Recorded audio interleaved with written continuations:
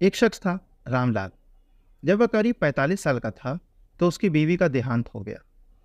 आसपास के लोगों ने सलाह दी, तुम्हारा बेटा बहुत छोटा है, तुम दूसरी शादी कर। तो रामलाल ने कहा, बेटे के रूप में मेरी बीवी ने मुझे बहुत खूबसूरत तोहफा दिया है।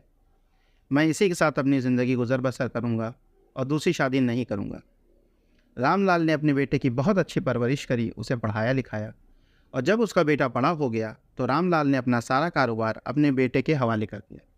वह खुद भी कभी कभी अपने दोस्तों के साथ टाइम पास करने के लिए अपने ऑफिस चला जाया करता था।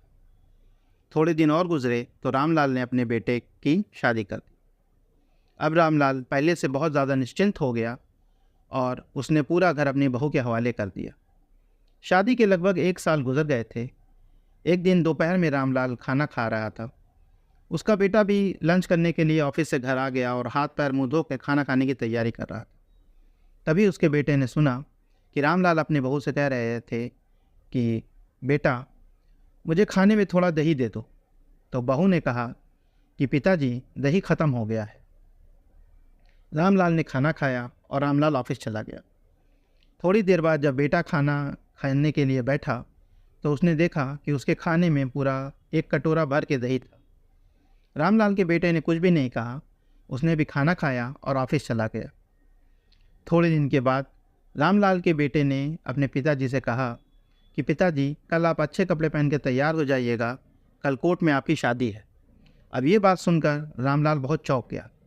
उसने कहा, बेटा, अगर मुझे शादी करनी होती तो मैं तब कर लेता जब तुम बहुत छोटे थे, और मुझे लगता है कि मैंने तुम्हारी परवरिश ऐसे की है कि तुम्हें भी इस उम्र में माँ की ज़रूरत नहीं होनी चाहिए।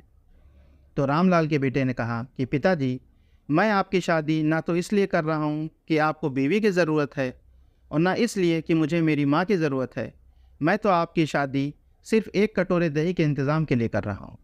कल मैं आपकी बहू के साथ ये घर छोड़ के चला जाऊँगा और किसी किराए के मकान में रहूँगा, और साथ ही मैं आपकी कंपनी में एक नॉर्मल एम्प्लॉय की तरह ही नौकरी करूँगा और आपसे सैलरी लूँगा, ताकि आपकी बहू को इस एक कटोरे दही की कीमत का एहसास हो सके।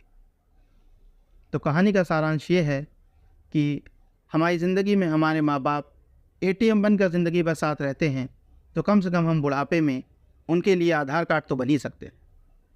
तो अगर आपको ये कहानी पसंद आई हो तो प्लीज़ हमारे चैनल को लाइक, कमेंट और सब्सक्राइब कीजिएगा। Thank you.